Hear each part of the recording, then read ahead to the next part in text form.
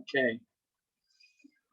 So we have 37. Okay, some of our engineering friends are here. Welcome. Okay, everybody. I think without further ado, I will start sharing my screen. Let's see.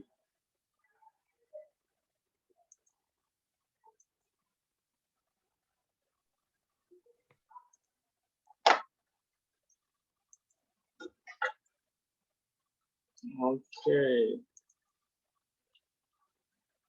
Okay, is everybody seeing my lecture slides? Okay. All right. The lecture won't be that. Yes, I think it won't take long hours. There is one group who wish to have discussion with me after the lectures. Okay. I will see to your group's presentation. So after the lecture, this group can stay behind, right? Group 8, if I'm not mistaken. Okay. So I will start with this lecture. Before that, anybody want to have any issue or raise any question? Okay, sorry. Okay. Without further ado, okay, let me start with this lecture. Okay.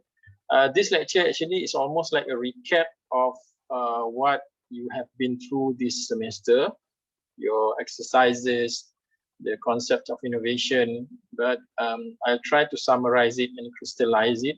And also on top of that, there will be some input on the structure of the understanding, the knowledge that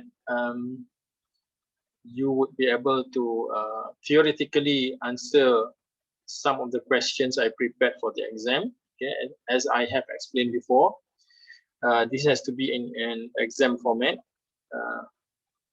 because the synopsis is saying that the final assessment is in exam format, unlike last semester where we are allowed to do alternative assessment. We don't have to do exam. But this time around, I have to prepare the exam questions. That's why I need to restructure the content of the information so that it will be examinable. And there's nothing much new, just some additional information enhancing the understanding of the concept of innovation. Okay. So what I will be sharing in this lecture is the concept of innovation in the sense of commercial products and services, but it is like a tested framework for all type of innovation, be it in architectural innovation or engineering innovation. The formula, the elements, the dynamics are the same. Okay. All right. So this lecture, we look a bit at what is the difference between innovation and invention. And there are things like iterative and disruptive innovations going around right now. We need to know a bit of the difference between those two. And then I will share 5 disciplines of innovations. This is a formula, again, on top of the NABC. This is the formulas shared by Stanford Research International of what are the necessary components to make an innovation a success. And I will give an example of the approaches to innovation. When you do innovation, you must remember it cannot be done in isolation. There will be parties that you need to consider, and these parties need to be part of your innovation approach. Otherwise, your innovation will not work. You know, it doesn't matter whether you're talking about architectural innovation, social innovation, anything. It must have this approach. So when you go out there during your professional time, when you want to introduce something new, before this, normally it's trial and error. But hopefully, by having this structure in mind, you know what it takes to make an innovation a success. Okay. Let us start with a few stories. Okay. One of the stories is, in fact, the most famous innovation is Apple. Apple is a very classic case of innovation in our modern era because it started with two people who share the same hobby of playing with electronic circuit boards. Okay, they got so engrossed in the game, and they have a club. They go around and just having fun, like youngsters these days having fun at playing games. They were having fun at playing with circuit boards. Okay, and then at one point, one of the two people showed in the screen has the idea of selling this. Okay, and he started to think that we can make money out of this, and they start to buy gadgets or raw components to make a circuit board. So they need some money.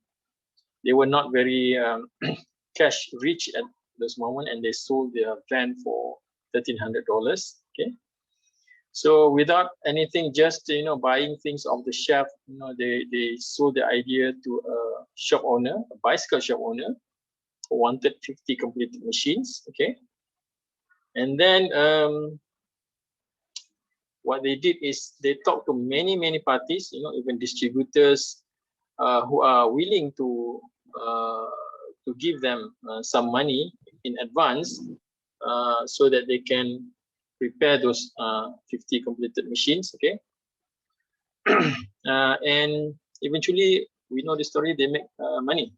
So the two guys on the screen at the back of Steve Jobs were Steve Jobs himself when he was young on the right, and the other one is Steve Wozniak.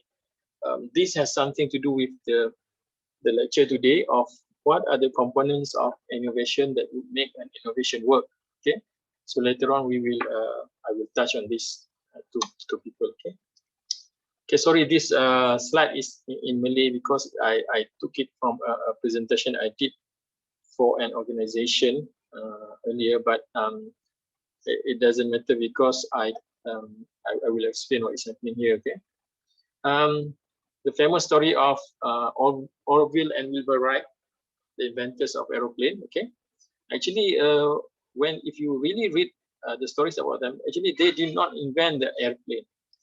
People has been trying to fly for hundreds of years, and what they did is just at the end of a spectrum of lots of success and failure.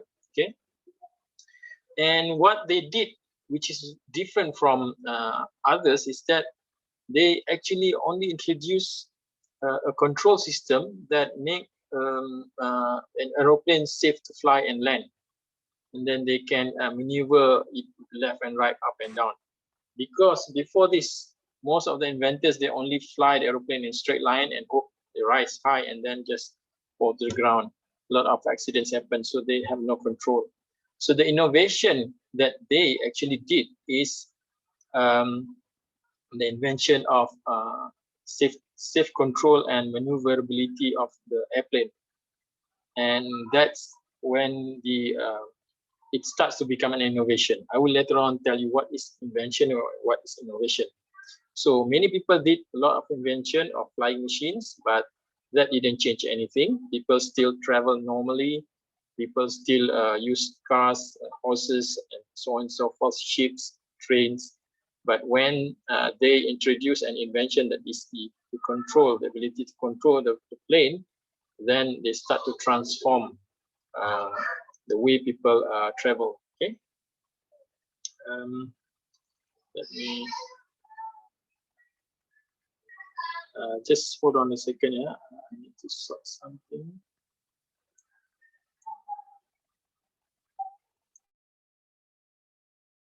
Give me a minute. I need to sort something in at my side here.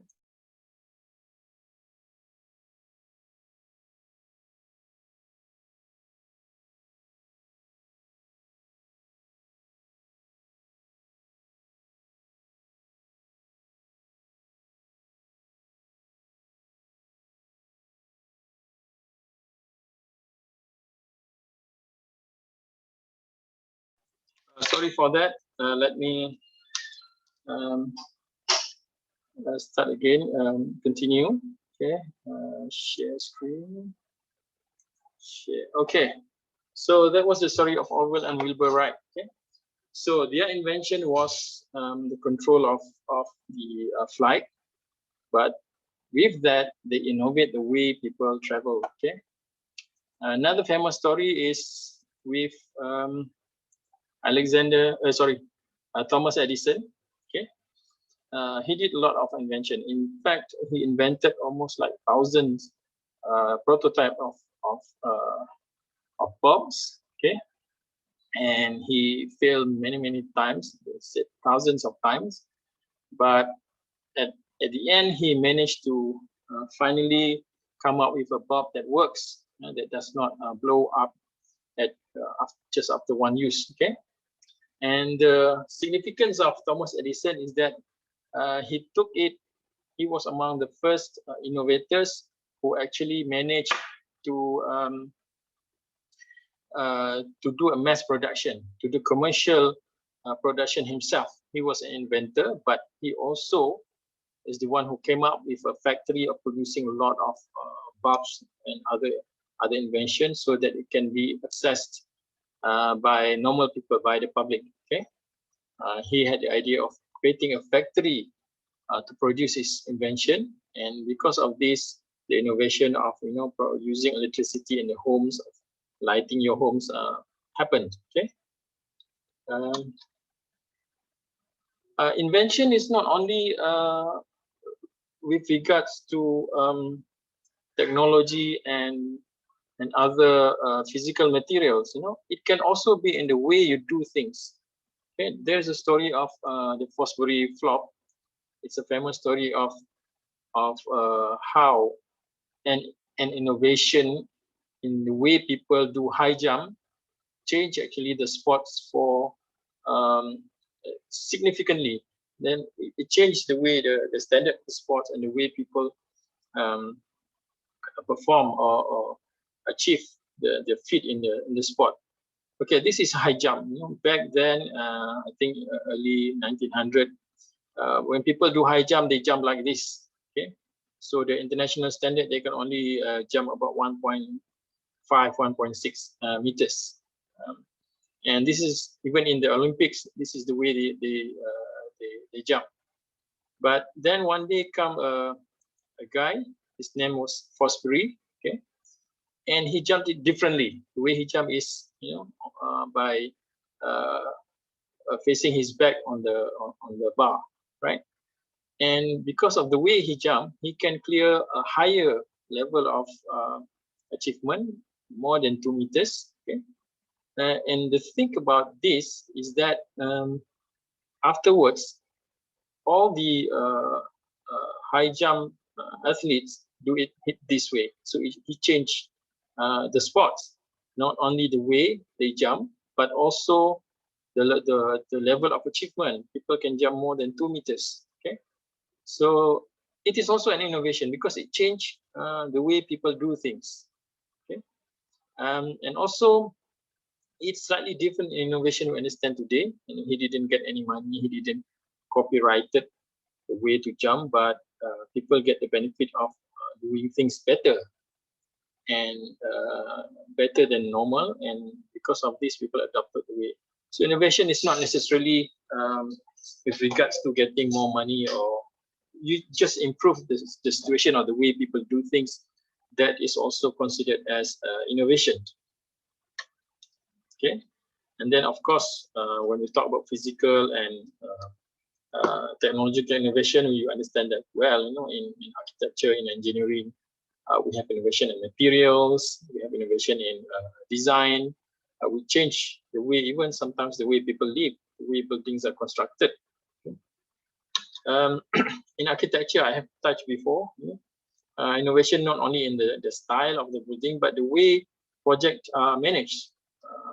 The story of Walter Siegel, he managed the project, or the way he designed the construction of project is that such that people can build the house themselves just by using standard materials without lots of cutting.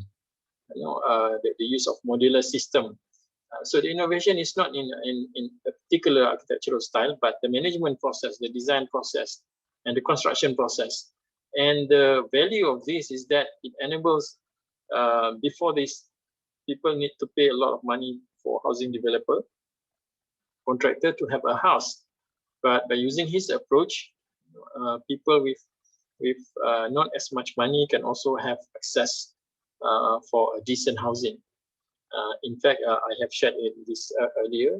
It creates a movement, almost like international movement of self-built housing. So innovation also changed an industry in a way that benefit people, benefit certain section of society. So don't think of innovation as something that is new, that can generate a lot of money, but anything that can help people, the way people live, is also an innovation. Okay. And the famous Buckminster Fuller, introduced scientific and engineering approach to architecture. How the way we build, if we consider engineering approach, can save materials, can help society to build better and faster building using less materials. So read a bit about Buckminster Fuller. Okay.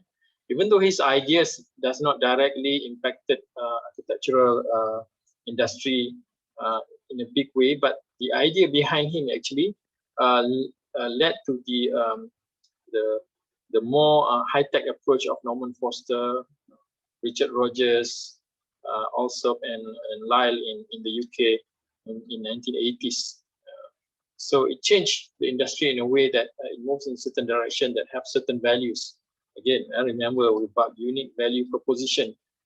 When when you talk about innovation, one thing that you must remember, the word is UVP. The unique value proposition is the thing that make the innovation being attractive and being taken up by people, by society, and by the market. So I remember that. Okay, and also it is interesting to share that not all innovation make it as a success. There are some innovation that did not make it, but that's the nature of innovation. I think a lot more innovation are considered fail rather than the one which are successful. Even I think in Europe they have a museum of failure of innovation, but you can see for various reasons the products could not make it to the market. For example, the lasagna with the brand name Colgate. It's nothing wrong. I think the lasagnas taste good, but because the brand name is attached to Colgate, people already in their mind they have this idea that Colgate is the toothpaste you use with particular taste. They already have somehow psychologically feel that it will not be a tasty lasagna if they have the name of Colgate on it. So later on, you will see that the acceptance or perception of society will also have an impact on whether an innovation is a success or not. Okay. The smartphone gadget that is in the photo at the bottom there shows an invention by the Apple company. It was a very revolutionary, a touch screen with stylus. Back then, it was the first of its kind. It was very, very interesting, but it didn't catch up for various reasons. We know, even though today we use smartphone based on that technology, but back then when it was introduced, people could not find enough reason to buy it. Okay, you will see that later on there are other factors that make an innovation successful. Not only because of even though it is an amazing technology, there are a lot of other factors that make an innovation successful or not. Okay, and the board game, I know, I think this is just for fun. The museum put it in there, but Trump also tried to sell a game of his own version of something, some kind, something of a monopoly kind of game, but that didn't make success. I think it's again, it touched the perception of people when having seen the face of Trump. It's not, it somehow it triggers something else. So innovation failed for various reasons. Okay, maybe the technology or the product itself is very, very good, but there are other factors in the ecosystem of innovation that makes it a failed innovation.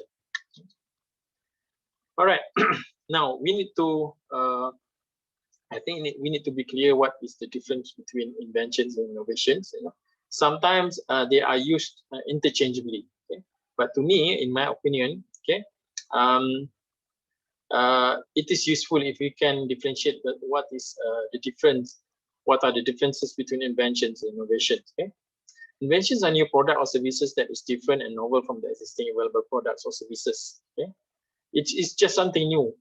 For example, the Newton smart pad I showed you earlier. It's something new. It's novel.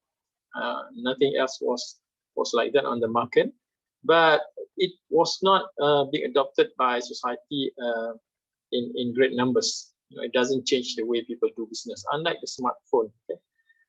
They change the way that people do things. Okay, but when an invention start to become innovation, it will change the way people do things. Okay, for example, you know, when the inventions of touch screen and lead to smartphone, and the invention of internet also leading to the popularity of smartphone. Now it changed, a lot of people buy it. It start to change the way people do business, the way people communicate. It start to become innovations. You know, you innovate the society, the behavior of the society. Okay? And normally the innovations that works because it makes things easier, cheaper, faster, better. You know, people use it. Of course, when you have smartphone that do a lot of things, people love it. Okay, and when a lot of people love it and change the society, then it becomes an innovation. Okay, if you refer back to the way that Alexander Graham Bell first invented a method of transferring voice through electrical wires circuit. Okay, that was an invention. But when that invention is turned into a telephone, and it turns the infrastructure of the country, it becomes an innovation. People don't use mail anymore. People can talk directly even at long distance. So it starts to become an innovation, right? Okay, I would like to share a story of what is a valuable invention that will turn into innovation. Okay, this is a story of a toothpaste box. Have I shared this with this class before? I don't think I have shared this before, right? This is I think, I don't know whether this is a real story, but it is a popular story among those who are taking the literature on innovations. Okay?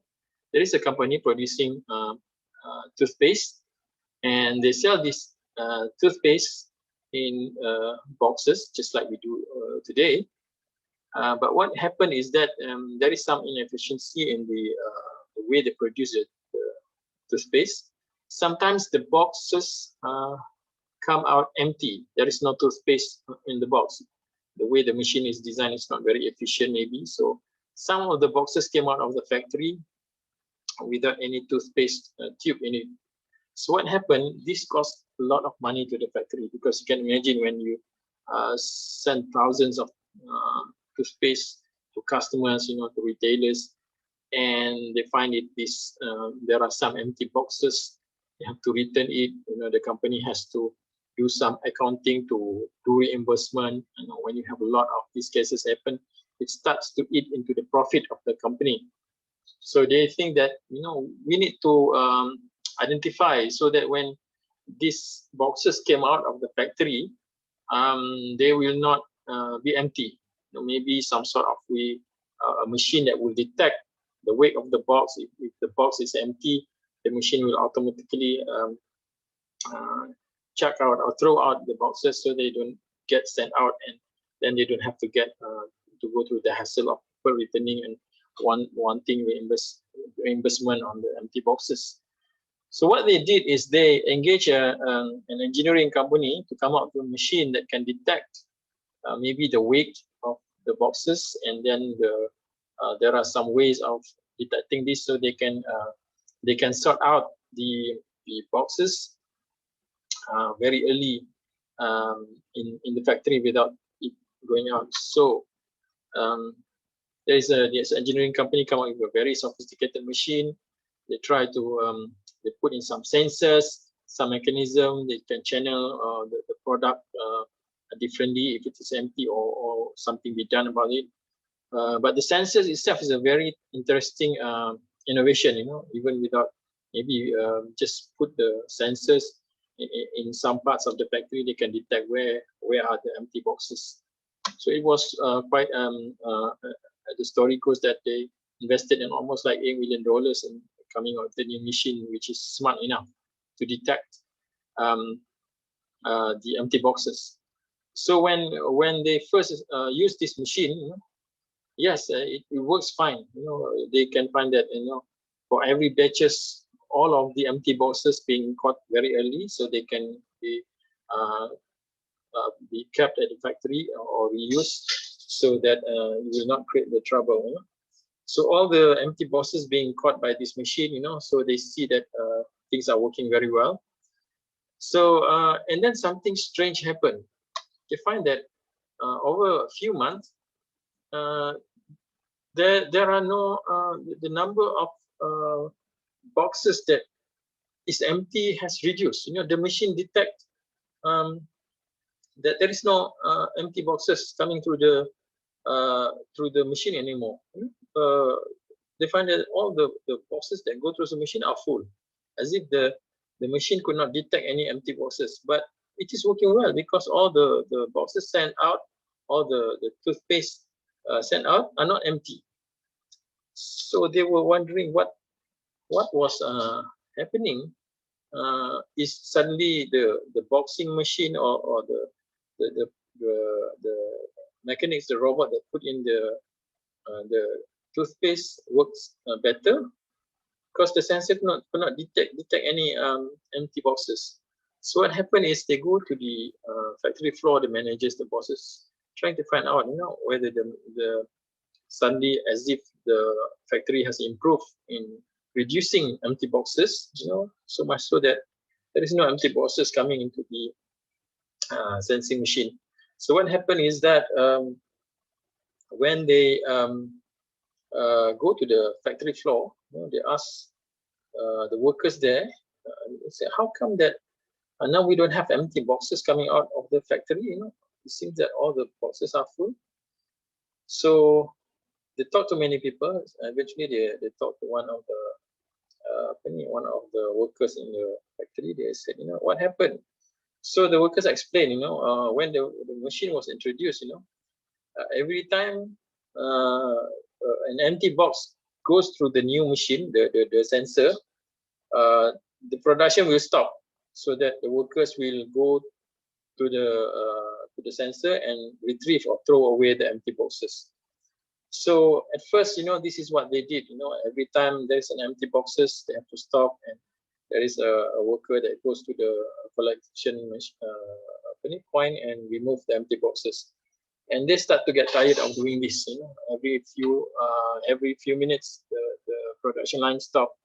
So the workers came up with an idea, and they said, why not we remove the empty boxes before it goes into the sensing machine? How do we do this? Someone says that if they are empty, they are light, so we can blow them away. So what they did was they buy a very cheap table fan and put it somewhere very early in the production line. So just by having this small fan, all the empty boxes are being thrown away, and it saves the amount of time the machine has to be stopped because of trying to deal with the empty boxes. And the cost of this table fan was only $20. So the lesson of this story is that sometimes the value of the innovation is very huge. Okay? If you are not innovative enough, you might spend a lot of money trying to solve a problem. The better value innovation is the $20 fan. It saves the company money of almost $8 million. So when we think about innovation, it's about, remember the NABC, okay? The benefit, the B, benefit is actually benefit per cost, okay? Of course, the more expensive machine is beneficial, all right? Sorry, where is it? It's beneficial, but the cost to the company is so high. They shouldn't have embarked on that type of innovation. The $20 fan works just fine. That is more valuable. So the benefit, the B is benefit per cost. Comparing these two innovation, this high-tech innovation with the low-tech solutions. So the B part of the NABC is the low-cost fan.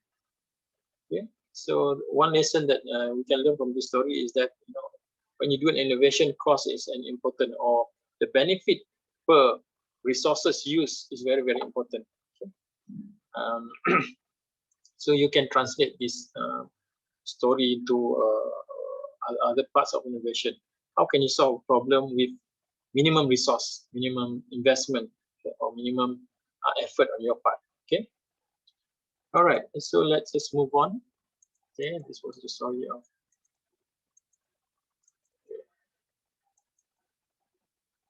All right. Okay. Now, sorry. There are generally there are two types of innovation. One is called iterative innovation. Iterative innovation is almost like a small improvement of what is being offered in the market. For example, the idea of food and beverages industry, people dining out. So one of the innovation of the century is fast food. Okay, fast food does not invent a new type of food. It does not invent a new cooking machine or what, but it invent the way people buy food. Normally in a restaurant, there are waiters. There is waiting time, and you spend a lot of money on renting the floor space, because people take a lot of time sitting on the chair, on at the table waiting for their food. So this costs money. So when we have the innovation of fast food, they sometimes they serve, not as delicious food as the normal restaurant, but it is very attractive because it offers a value. It offers, a safe cost to the restaurant owner, and also it saves time for the customer. So this is called iterative innovation. It does not change the way people eat, or it does not change the taste of the food. It changes just the way people deliver food for dining out. Okay, so it's called iterative innovation. It's not something big. Okay, and there is another. Sorry, the spelling is a mistake. It's disruptive innovation. Disruptive innovation is something that disrupts the whole industry. For example, is before, maybe you were not. Some of you have not seen the Kodak film. Before we have digital camera, we have film camera, where we buy this film reel and we put in the camera, and you cannot. It is limited. For example, in this photo 24 exposure, that means you can only take 24 photos. Okay, the higher number is 36 exposures. During my student time, we use this type of camera. There were no digital cameras. Okay, so we were very careful with the shot that we take, because it costs a lot of money just to take 24 photos. So the company that was conquering the world market was Kodak. They were the one who sells, and their business was in billions of dollars every year, because they sell this film all over the world. But then when came the digital camera, the electronic, the ICT part of the era, we don't use film anymore. So it disrupt the industry of producing films.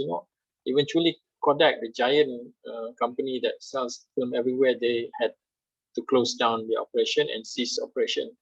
The company shut down indefinitely because they could not maintain the business, and it disrupted that industry. The whole industry was disrupted. Okay, the disruption is so great that not only in terms of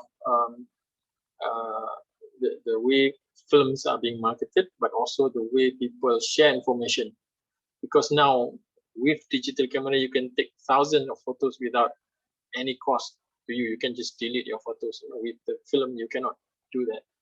So in a way, it disrupt the film industry in big way. So similarly, if you can imagine the before digital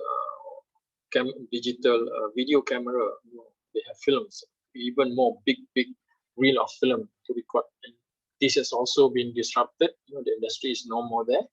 So it is called disruptive innovation. Other example of disruptive innovation you can think of even today, the way we order our food online. Suddenly, even our clothes, other things online. Because of this, some some big retail chains, even some shopping malls are closed in advanced country where they have online shopping. People don't go to malls anymore to shop. It almost disrupt the whole industry. There are lots of examples of empty malls in the US now because it's not attractive anymore. People buy things just from their homes. Okay, so this is what is meant by disruptive innovation. Okay, another example of iterative innovation. Okay, I think you all are familiar with this. Okay, T-square. Before we have the parallel motion, I don't know whether you have seen the parallel motion. The picture on the right is a parallel motion drafting table. We don't use T-square anymore. It is an innovation. So architecture students don't go around carrying this T-square anymore. But it is iterative because it does not change the way people draw their technical drawing or the architectural drawing or the engineering drawing. It's just a small change in the way people draw, but the drawing is still the same. You still use, white paper, or if you use tracing paper. And back then, when you draw on blueprint, you still use this. You can either use both of these. Okay. But when you talk about disruptive innovation, is when people don't use drafting table anymore. We use AutoCAD, we use ACAD, and it's a lot more productive. We don't have to provide space for architectural or drawing office anymore. And it changed the dynamics of the industry. People sharing drawings, they don't even have to print those drawings, they can share it across the globe. So this is a kind of disruptive innovation that you can imagine. Before this, there might be factories, selling drafting table, but now you don't have that anymore. Okay. In architecture, you can reflect how technology disrupt a whole architectural style. Before we come up with the modern era, all the top the important building in the world are made up of masonry. They cannot go very high, and the windows are small because of structural requirement. But then in 1850s, when Crystal Palace was introduced, it was an invention, the way to construct, because they want very light, very fast building. They start to use cast iron and cast glass panel to produce this Crystal Palace. Because of this, we don't build our buildings the same way anymore. Now we start to use steel and glass. We find it cheaper, and you can get more light, more views with glass and steel. Okay. So it not only change the way you design, it's also changed the way you build your building, change the whole industry. So it's a kind of disruptive innovation as well. Okay. What if we have a carless city? Okay. There's nothing new. I think the technology is still there. Still use bus, trains, or commuters and maybe self-driving cars or something new. But the way you design the city is close to each other and well connected with pedestrian access. People can go anywhere. They can go to shops, they can go to field, they can go to home, they can go to shop, they can go to recreational facilities just within walking distance or with well-connected public transport. It is an innovation the way cities are designed. But you can imagine what will happen if most of the cities in the future are connected this way. People don't buy cars anymore.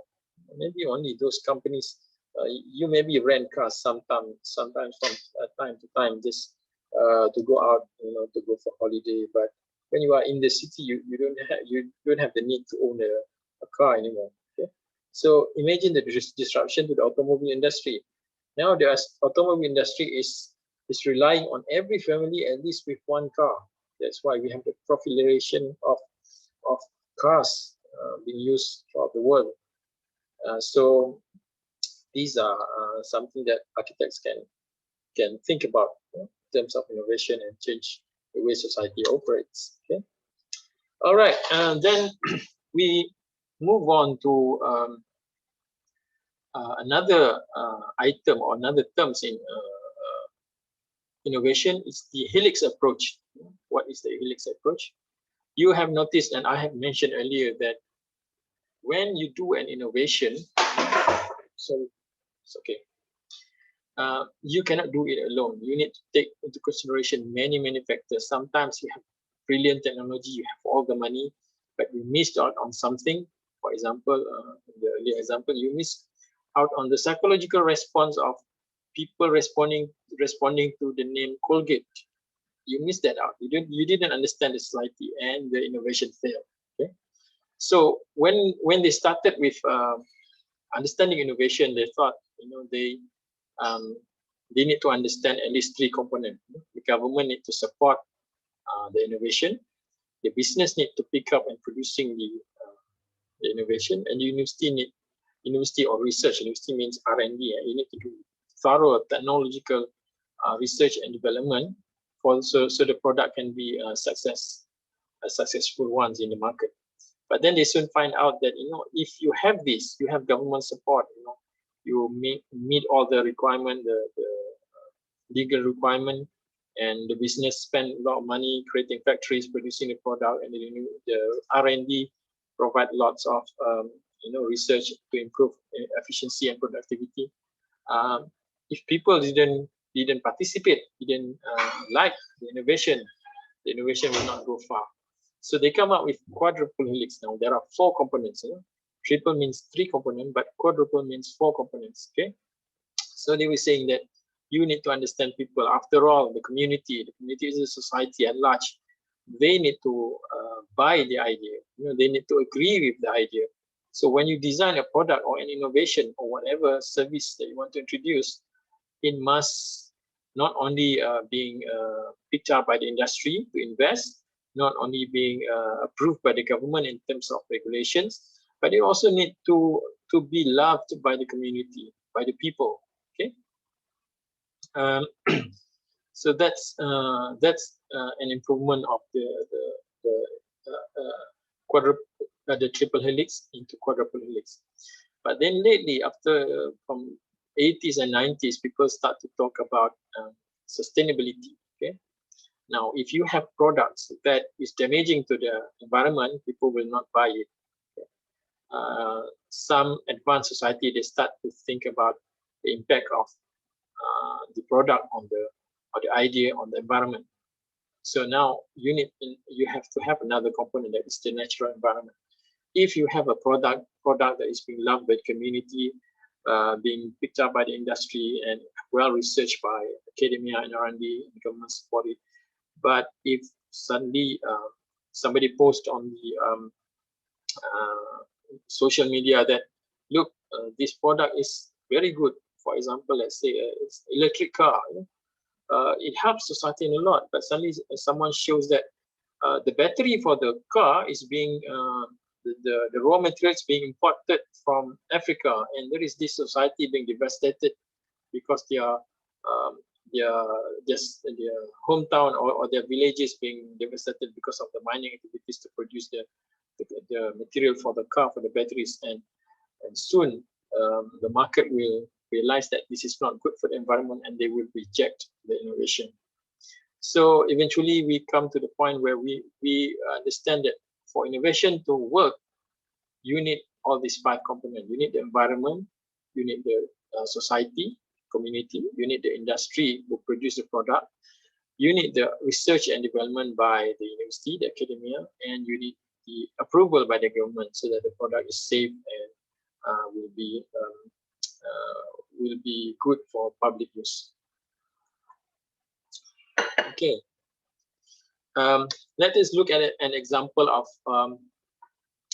this story. Okay, this picture is supposed to come last. Okay. Sorry, it's not Tesla. It's self-driving car. I don't want to put any company here. Okay, just an example. Let's say self-drive. Okay, manufacturer. Okay. Let us put this in animations. Okay, let's try them. Okay, how do we translate quantupole helix approach when we introduce an example of self-driving cars? Okay, first, first actually it's not the industry. There is a visionary that says okay, we need self-driving cars. So what they need to do is they need the technology, they need the patent that makes the self-driving car works. There are lots of patents involved in introduce a new technology. So this normally comes out of the universities. You know? They create patent. They have experts. The talent are experts who are good in this. Okay? But to put up the product, you need money, okay? And you need to make a business out of it. So first, apart from the university, the industry need to agree that okay, we can make money, or the self-drive cars will help improve our society. So the industry need to invest because they need this investment to buy the patent from the university, to hire the right experts, the researchers who do the research and development. And coming out with prototype is very, very expensive to come out with prototype, and to come up with infrastructure. Maybe self-drive cars need a special network of transmission tower, to share information to guide the car. So this requires a lot of investment. Okay. So first, we need the university to come up with the R&D, with the patent, and the experts who are working on this. Right? And then the industry need to, to start to build business model out of it. If you have a good pattern, a good technology, but people will not buy it, no industry will pump in the money. So we need industry partner to come up to produce thousands of this type of cars so that you achieve the economies of scale and make money out of it. Okay? But then again, if the government says that no, it does not meet our transport regulation, it's very, very dangerous. Okay, so now the team, the innovation team, the industry, and the university need to convince the government that it is safe. Okay? They need to do a proof of concept that it is safe, so that the regulation will allow their cars to be on the market. What is the use of having a nice prototype or selling 100 of self-drive cars if this cannot be driven in the public road? Nobody would buy it. So you need government involvement on that. Okay. So a lot of innovations come upon this stumbling block, or not stumbling block. It's a challenge when you want to introduce new ideas to society. Okay. Because of this, I just want to share of one of the things that being used to help innovative companies to come out with new products. Sometimes the government would allow some sort of leeway, or they would loosen the requirement for specific purpose so that they can test the cars. So even if you want to test such things, you need to get approval of government. Sometimes the government would create a sandbox policy. Sandbox policy is sandbox indicate it's a playful thing. I know of a case that when they wanted to test self-drive cars, the government will say, okay, you only test only in this city, on this section. Actually, this is a true story. Some companies want to introduce self-drive cars.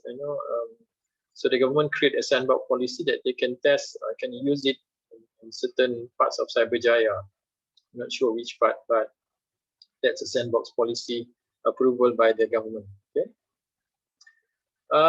Okay, having that, let's say the government allow it, the industry is willing to spend money to set up the factory, to sell it, the technology is good, is proven. But if the society is not accepting, they are still afraid to use the technology, it will not take off. The company invested on the technology will not get the money that they hope to get. They need to overcome the perception of society. They need to convince the people that it is safe and it is good. Okay. So let's say that now society is accepting the product, it is good. Okay. But society has another requirement. They say that the product must not be harmful to the environment. Okay. For example, they want to produce this self-drive car, it must be use certain type of power, and this power must come from sustainable resource. If they found out that the resources are extracted with the consequences of damaging the environment, then the product will fail, or the idea will fail, the innovation will not work. So when you want to introduce new ideas, you must consider all these 5 components, quintuple helix. You must, that's why when you want to do innovation, it is not a one-person thing. You need to understand at least these 5 components of innovation, so that it makes the innovation the invention being accepted as an innovation. Okay, so this is an example. You can think of many examples of quintuple helix approach when talking about innovation. All right. Okay, having said that, okay, the quintuple approach is something that that you can think of.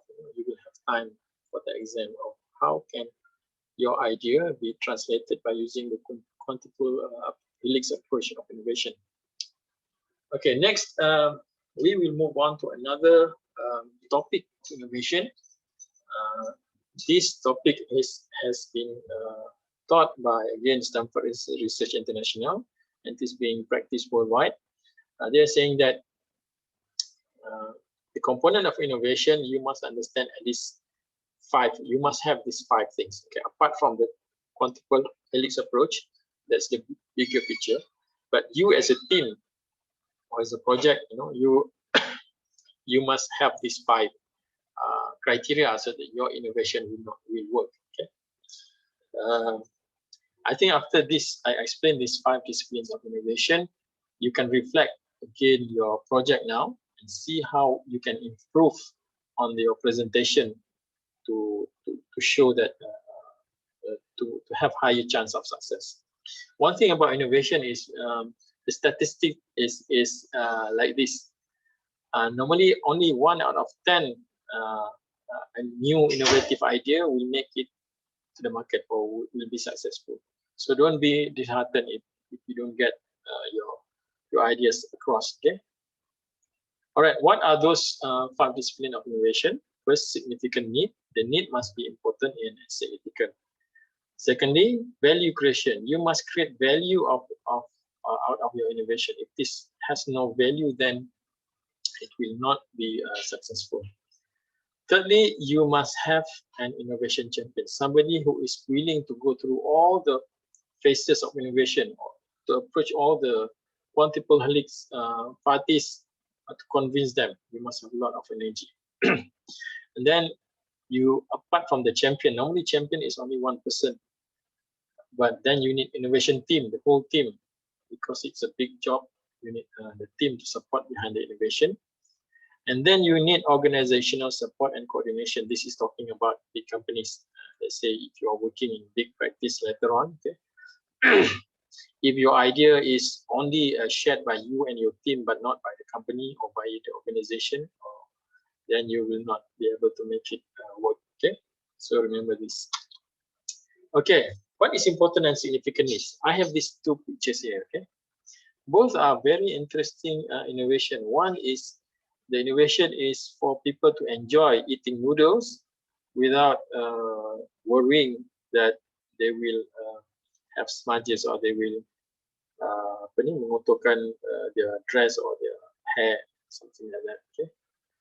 On the right, another innovation of eating noodles, but it's a way of eating noodles instantly. You don't have to cook it; just put it put in hot water. I think you can guess that if I ask which invention has made it to the market and it's become innovation, you all know that today the instant noodles industry worth trillions of dollars all over the world. It's an important innovation. What about the innovation on the left? It's interesting. Of course, it helps you in some way enjoying your noodle, but it is not an important need. The need to keep your hair or your shirt clean during while eating noodle soup is there, but it is not as important. It's not a very significant need. So you can see that when you try to find an innovation, it must be important and significant. If it is not important and significant, you might be able to sell it to some people, but it won't last long and it won't give the impact. Okay. So when you think about your unique value proposition, you want to do something, think of the needs, the end part. It must be important and it must be significant. If it is just for fun, it's just to have solve insignificant problem, it will not be it will not have the same effect. Okay, so that is basically number one. So if you think about all the idea of innovation, compare, let's say there is a need for people to have different shirt style during the day compared to the need to have let's say a shirt that does not get wet in the rain. So you can value which one is more important to pursue, right? Okay, sorry. The second thing, it's about the value of your innovation. Okay, there is a story that I want to share here.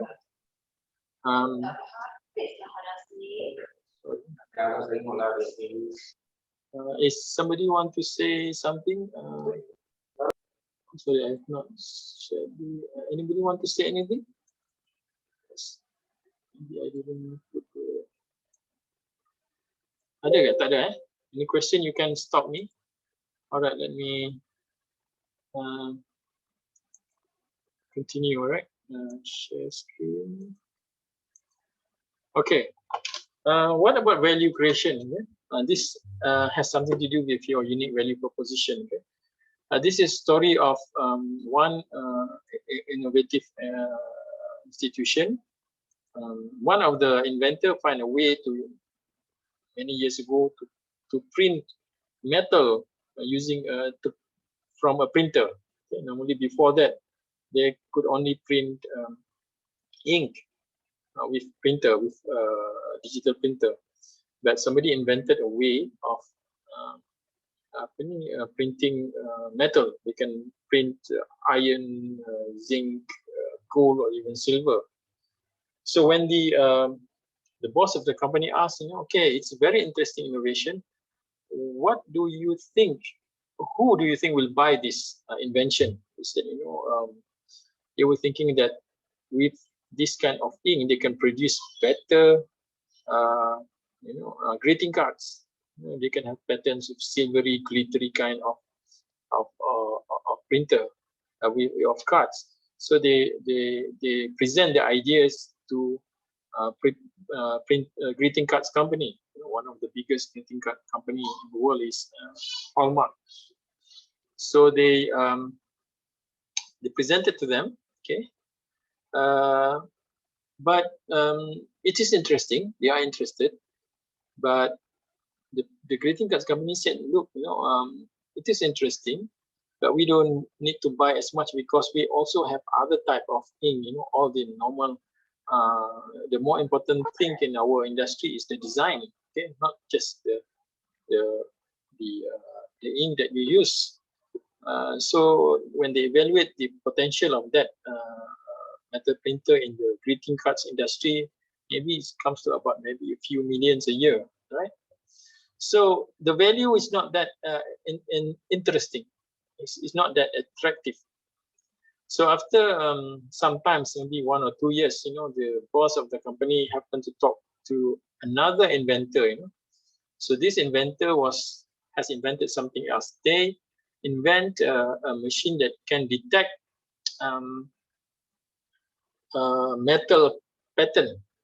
Okay, they have this idea of creating metal pattern and detect it using their machine, so that you can get instant information, a lot of information about that. It's like a barcode lah, but this time because of its metal, even though it's hidden behind other things, you can still detect it. Okay, it's like QR code lah, but it's made of metal. So this inventor said, okay, we have the way of reading a metal pattern. We can create like QR code or whatsoever lah, but we don't have the means to print metal ink on any product. So now putting 2 and 2 together, then the boss of this inventor say, okay, why not we combine together and we, I have the way to print that metal on metal pattern, so you can print whatever. If you want to print QR code or barcode, it's possible. So now they have another product. So the value of this product is that this is very useful for logistic company, the companies that send parcels internationally. FedEx is one of the big companies. So they sell the idea to FedEx, say that, okay, look, you have thousands or millions of parcels to send every day. You need a lot of people to read the information on the parcel to make sure that the parcel is to get to the right location. We are proposing to you, we have a product that you can print the information with printer, metal printer on the parcel, and you don't need people to read. Our metal pattern detector can read the information on the product, and you can automate the process. So to FedEx, this is very, very interesting, and it could save them billions of money a year. So suddenly the same technology have better value. So the value created by this idea of presenting to logistic company instead of the greeting cards company suddenly jumps many fold. Instead of just 1 or 2 million a year, they can get billions or hundreds of millions a year. Okay? So you see, the technology is the same, but the value that they create to the customer or to the potential adopter of the technology is different. All right. So this is the second part of innovation. You have a good idea, but you must see where this idea is most valuable. Maybe, for example, you have a material that will help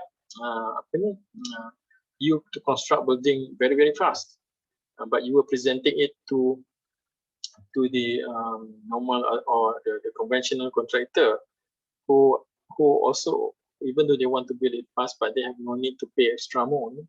But if you presented it to a company that sells this product worldwide, instead of construction, they sell the raw material, suddenly the value becomes very, very attractive.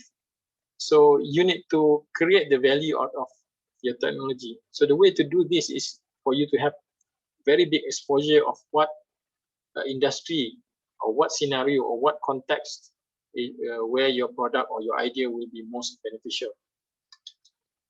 So in explaining discipline number 2, there is a concept in innovation is called iteration. Okay, this is slightly different from iterative innovation I mentioned earlier.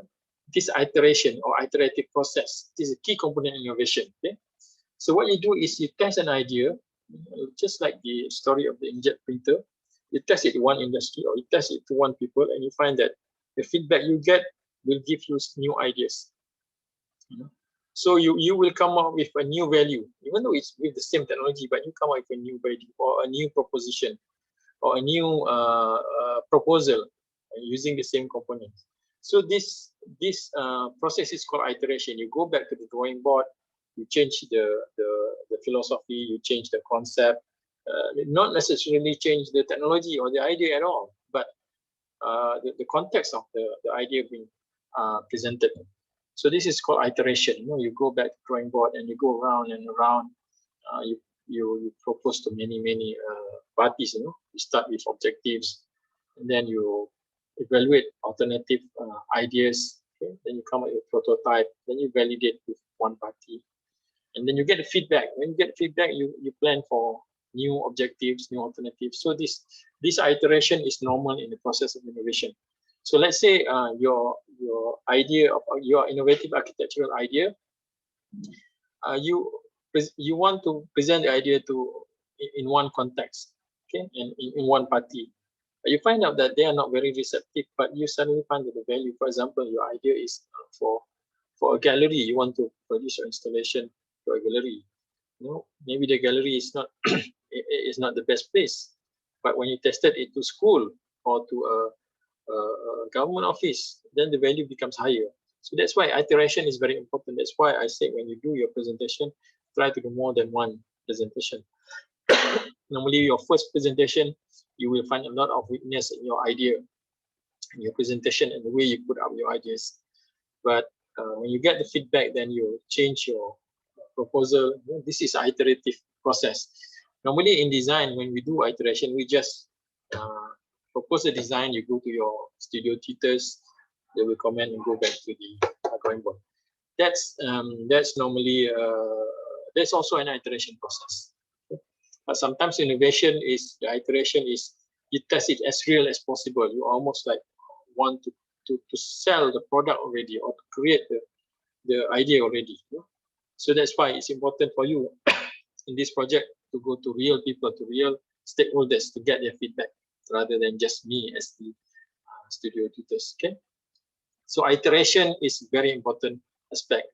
If you get the example I presented earlier, the first iteration is they wanted to produce an ink printer just for greeting cards. The second iteration, they produced it for a logistic company. Okay, with slight changes. Now they have a component for metal detector. So the iteration has to happen. You can think of many ways how to iterate your ideas. Okay, I also would like to, with regard to value creation and iterations, okay, go to a few stories that illustrate what is the difference between inventors and innovators. Okay, the story of Kellogg's cornflake. I think you all have seen this product. It is all over the world. It's a huge industry with billions of sales every year. Okay, but it started with the guy on the left, John Kellogg. He was a doctor. Okay, he invented the cornflakes because he believed that it has nutritional value. He has a hospital where mentally challenged people would come and get treatment. So through his experiment and research, he find that the cornflakes, the way he prepared the cornflake is special preparing. Before that, people eating corn just like through flour or making just eat them by boiling the corn.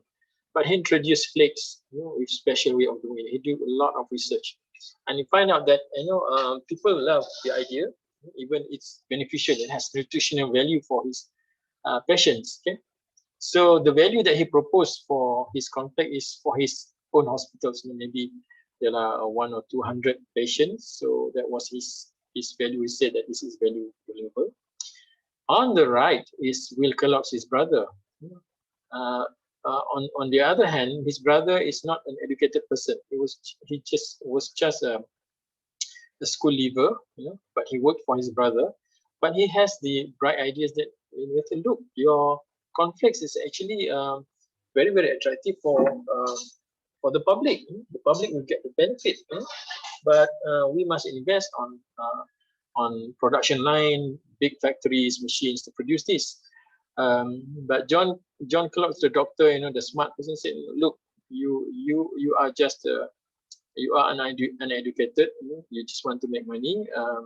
I don't agree with your idea. I think this product is beneficial for my hospital.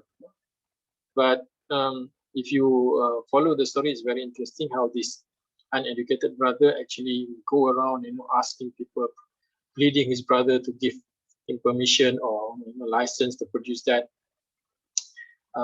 Through many years, he was very persistent, and he sold his property or something just to buy the patent from his brother. And eventually, we know the story. It's now a very big industry. So Will Kellogg, the uneducated brother, made the money, become rich person, and it transformed the way people eat breakfast. Okay, so his brother John Kellogg, just died, just a normal doctor, and even the story goes that he had an accident and the hospital burned down, and the idea died with him. But luckily, Will Kellogg's his uneducated brother make it as an innovation to help the world. Okay, so that's the story of Kellogg's. Okay, sorry. Another example is the famous Coca-Cola. Okay, it was invented by a smart chemist and pharmacist, John Pemberton, who was a smart guy, the scientist who went through a lot of effort to test the best formula for Coca-Cola. Okay, and it was a very, very good product, and people love it. But he has not the vision of selling it in a big way. He was just concerned about having it actually for health reason. But there was another guy, a businessman named ARC5701, who see the potential of this to transform the way people enjoy, beverages. So for many years, he persuaded John Pemberton. John Pemberton was not interested until eventually, after his death, if I remember correctly, ARC5701 went to meet his John Pemberton's family, and he bought the formula or patent for maybe $200, and Pemberton's family was happy in getting that $200 just for the recipe. But eventually, we know the story of Coca-Cola. It becomes worldwide product. It changed economies, not only the way people drink enjoy beverages, but economies as well. So you can see that John Pemberton is the inventor, but Candler has the quality of as innovators. Okay. All right, now we come to the discipline number 3. It talks about innovation champion. Okay, who are innovation champion? These are the people in the previous 2 examples, Candler and also Will Kellogg. They are the champion. They are not the inventor. They are the ones who have the vision that, look, this invention will transform society. Whether when they say about transform society is making money for themselves or not, it's another story. But they see that their product can change society, the way people, the way society operates can improve society for the better or for worse. Okay. What are the characteristics of the champion? Normally, they are visionary. They see the big picture. They just don't see the invention, the idea itself, but they see how this can transform the world and improve society, or can make a lot of money for themselves. Okay? Normally, they are out of the box thinker. They are brave and passionate. They must be very, very brave. Sometimes they invest their own property. They are passionate about changing the society with their innovation. Resilient. They don't easily give up. Okay? Many times, if you read the story of these people, they have been they have faced a lot of challenges and drawback, but they get up and do it again and again. Okay? And they are clever at rallying resources. You must remember that this champion, they don't have money themselves, but they are very good at bringing people who have the resources. Elon Musk, the one at the bottom, the Tesla CEO. He himself has no idea about rockets or electric cars, but he knows people who are good in designing rockets or electric cars, people who are good in running business. So his idea of creating reusable rockets has been materialized. SpaceX. Now we have a rocket industry worth billions of dollars every year. Okay, so they themselves are good at gathering resources for the idea. They are relentless. They whatever challenges they face, they will get up and move forward. Sometimes in a different direction. Okay, so these are the characteristics of the innovation champion. Okay, if you have a champion, you have a good product, you have a valuable product. Okay, and your product is important and significant. If you don't have the team, then you will not make the cut. Okay, this is something to do with the quintuple helix, but it's slightly different scope. Okay, first you have the inventor, then you have the champion. The champion I identified earlier. Then you need people who are good at marketing, funding genius, and other networks. The three people here are, from the left, Steve Jobs, Mike Makula, and the one on the right is Steve Wozniak. If any of you have read the story, Steve Wozniak is actually the real inventor. He is the one who is the electronic genius. Okay, Steve Jobs on the left side is the visionary, is the champion. He is the one who if it were left to Steve Wozniak didn't want to make any money. They just want to create a hobby club, share his passion with many people as possible. But Steve Jobs has the vision, say that, look, what we have here, if we turn it into product, we can change life. We can, impact a lot of life on the planet, and can change the way people live. Okay? So both of them has a very good combination, but then they need somebody who is good in business, in selling the product, and finding monies to start up the business, okay, and other networks which are necessary. So you need a whole team to make your idea successful. It cannot be done alone. Okay. So one thing about innovators is sometimes they are very, very possessive of their idea. They say, okay, this is my idea. I can carry this alone. I was involved in innovation business in UPM for many years earlier. There are many inventors who says that the idea is the best. They don't need any people. When they create a company, they don't want to share the potential profit. They want to have the whole share because they say that their product is good. But normally, this type of inventors, they don't make it. They don't succeed. You need to have people who is passionate. When you do a startup or a team, you need to share the profit with them. You need to give credit to some people who have the visionary genius, who have the marketing genius, who has the operational genius. So you need a team. Okay, so that is. And then this is more relevant for companies. So when you have, let's say you have an idea, if you are in a big company or organization, the whole organization need to buy into your idea. They need to agree, they need to be passionate about your idea. This is an example of two products in Apple. Okay, one is Macintosh, the other one is Lisa technology. So the story of Macintosh, that we know that it is a great product because the whole Apple company was behind it. They are willing to give money for investment. They are willing to sell the product and give passionate support for the product. Lisa technology is another concept. It is a very high specification, heavy-duty computer for industry, but it is only the passion of Steve Jobs. Nobody else really shared that vision.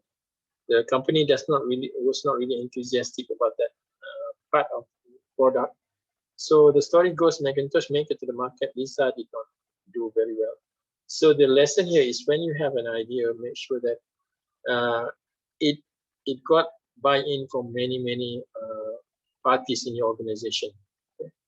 And if you enhance this or expand this idea, you need buy-in from just the community, from the society, from the government. Just go back to the quintuple helix approach of the product. Okay. So those are the things. You know, it is very conceptual aspect of innovation. You need to think about it. So for the assessment, it is going to be an exam, but it's not going to be like a strictly 2 hours exam. It will be a I will consult with the department how to conduct this, but you can answer this in 2 hours. But I give you the benefit of thinking about it from today. Okay? There are several components of the assessment. Okay? I'm thinking of one is you explain the unique value proposal of an architectural idea. You can use the project you are working on now, okay? Or you can choose to do a quintuple helix simulation of an innovation, an idea you have. Try to imagine how are you going to approach these 5 parties and what are needed to make this innovation success. Okay? It's either or. So I have not decided on that. So I think the UVP of an architectural idea, you already are well aware of that. You can use your own project. And the quintuple helix approach is, I just explained to you today. It is an interesting approach as well. You must also try to propose that. Okay. And talk a bit about iterations. Maybe there will be a question about iterations. How you iterate an idea? What is iteration? But there is not much, maybe 10% of it. Okay. And then about 35% of the marks goes, you have to explain the 5 disciplines of innovations. Okay, you can use any example you want. If you want to read about it or you want to use your own project, it's okay. And one of the question is, you should be able to do an ABC presentation of an idea. Okay, maybe you can use the same idea throughout all the 4 questions. All right. Understand the concept. It's almost like there is no right or wrong in this this assessment. I just want to see whether you understand the idea and whether how creative you are in producing those ideas. Okay, if you have been through the discussion with your groups and through my earlier and previous lectures, I think you have no problem in answering this. Okay, so think about this. So during the exam, just allocate your time accordingly. During the 30%, that means 30% of it to 2 hours, 10% is like 1/10 of the 2 hours. So that you can plan your effort, optimize your effort for answering the exam. Okay. I'm not sure whether you have received the dates of the exam, but this should be out by now. Maybe you will get the release of the dates already. Okay, so that's about it. As you can see, it's nothing new, but it's just an exploration of what we have shared today. Okay. So any questions so far from the group, from anybody, even from the engineers? Hi, Adeline here. Yeah. So first question is, this video has been recorded. Will you upload it to Trello so that we can refer? Just hold on, let me change to my earphone because my speaker is not that good.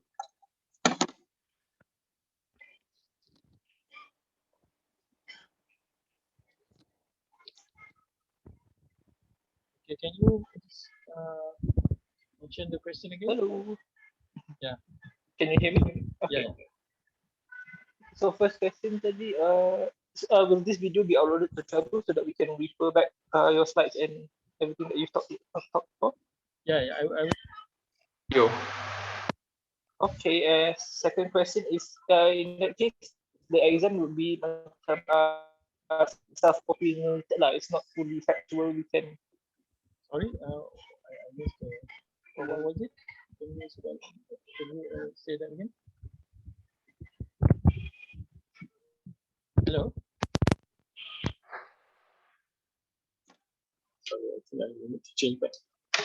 sorry, Adeline. Can you say that question again? Adeline? Hello. I think we lost him. Anybody? I think he has trouble with his internet. Okay. Can somebody type the question in the chat box here? Hello. Okay, Adeline, can you repeat the question?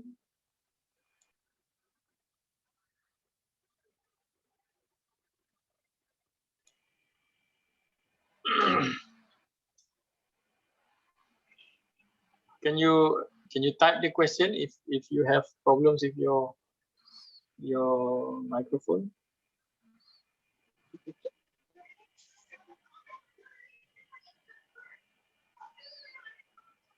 I cannot hear anything. Maybe he is typing. Anybody else has any question?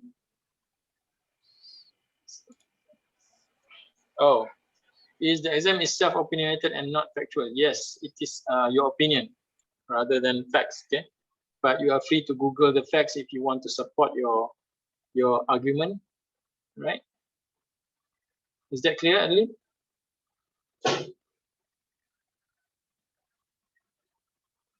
Okay. Any other question? Okay. It seems that this is not like a normal exam question where you have a predetermined fact and you have to repeat the fact. Just that it's your opinion, the way you argue. Okay, it's exactly is the exam. Please refer to the schedule released by. I think you will get it in the email. I can. I cannot say for sure now. I've not seen the table yet, but I think it's out there. Okay. May I ask, is the exam will be conducted at campus or online? It's online, so it's online. You can read beforehand. You can find your facts. You can formulate your answer even now based on the items that I shared with you earlier. Okay. So it will be online. Okay. Maybe a few days before that, I will reiterate the components of the exam so that you. It's not because it's your opinion. It does not matter if I release to you the question early. You have to think about it. Okay. So it's online. Okay. Any other question?